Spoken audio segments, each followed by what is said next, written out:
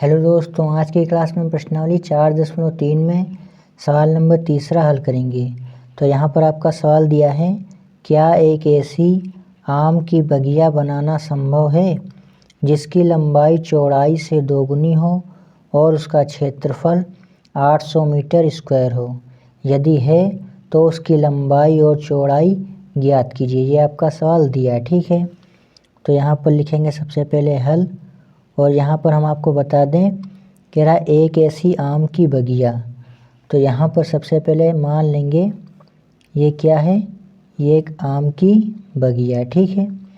तो इसको आप मान लीजिए अपने से कि ये क्या है, एक आम की बगिया है, ठीक है।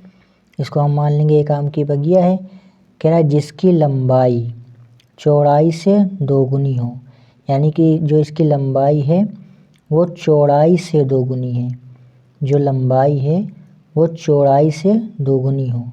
तो यहाँ पर सबसे पहले आपको चौड़ाई मान लेनी, ठीक है। तो यहाँ पर हम मान लेंगे माना चौड़ाई बराबर, पहले आपको लंबाई नहीं मानना है, ठीक है दोस्तों, क्योंकि कह रहा है लंबाई जो है वो चौड़ाई से दोगुनी हो। तो यहाँ पर लिखेंगे माना चौड़ाई बराबर, माना चौड़ाई बराबर x, ठीक है। माना चौड़ाई बराबर x, चौड़ाई बराबर x कह रहा है जिसकी लंबाई चौड़ाई से दोगुनी हो। तो चौड़ाई हमने मानी है x, अब इसका हम दोगुना करेंगे तो जो इसकी लंबाई हो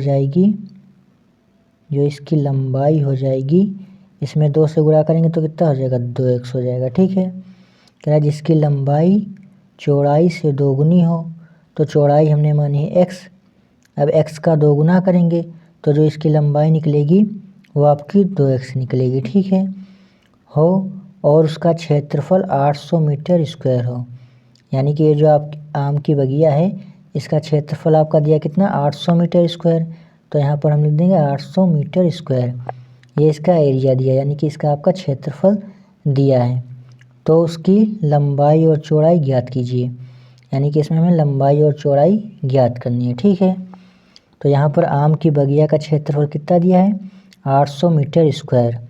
तो यहाँ पर हम लिखेंगे आम की बगिया का क्षेत्रफल, आम की बगिया का क्षेत्रफल आपका दिया है कितना, क्षेत्रफल आपका दिया है 800 मीटर स्क्वायर। तो यहाँ पर आम की बगिया का क्षेत्रफल आपका दिया कितना, 800 मीटर स्क्वायर। तो हम आपको बता दें कि जो आपका क्षेत्रफल होता है, यानी कि जो आपका एरिया होता है वो ज़्यादातर क्या होता है, आपका आयताकार होता है, ठीक है।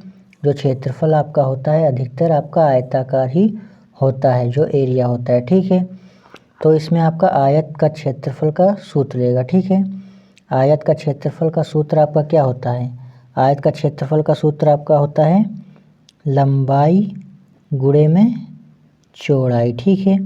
तो वही ये आपका लगेगा इसमें, ठीक है। आम की बगिया का क्षेत्रफल दिया कितना, 800 मीटर स्क्वायर, तो यहाँ पर लिखेंगे 800, यानी कि आयत का क्षेत्रफल का सूत्र हो जाएगा लंबाई गुणे चौड़ाई बराबर 800, ठीक है।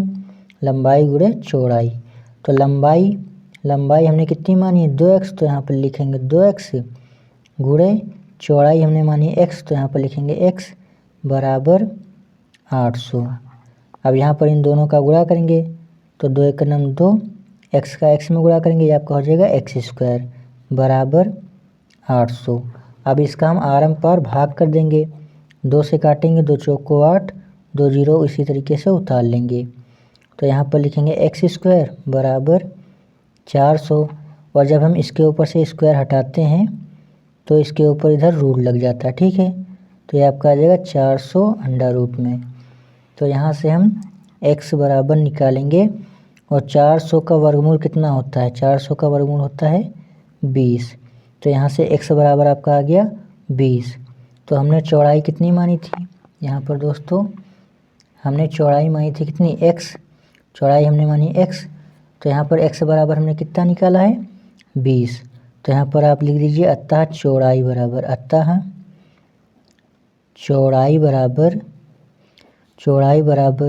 20, अतः चौड़ाई बराबर 20, और लंबाई आपकी कितनी निकलेगी, और लंबाई हमने मानी थी कितनी, इसका 2 गुना यानी कि 2 गुणे x मानी थी हमने।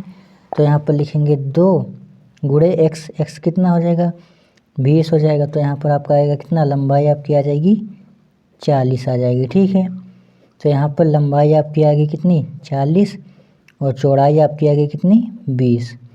तो हमसे इसमें यही पूछ रहा था कि लंबाई और चौड़ाई ज्ञात कर लीजिए। तो इसको हमने ज्ञात कर लिया, यही आपका आंसर हो जाएगा। इसी को आपको आंसर कर देना है। ठीक है, सो इसको आप नोट करना चाहें तो नोट कर लीजिए अच्छे से, और अगली क्लास में हम सवाल नंबर 4 हल करेंगे। ठीक है, तो हम फिर मिलेंगे, तब तक के लिए बाय बाय दोस्तों।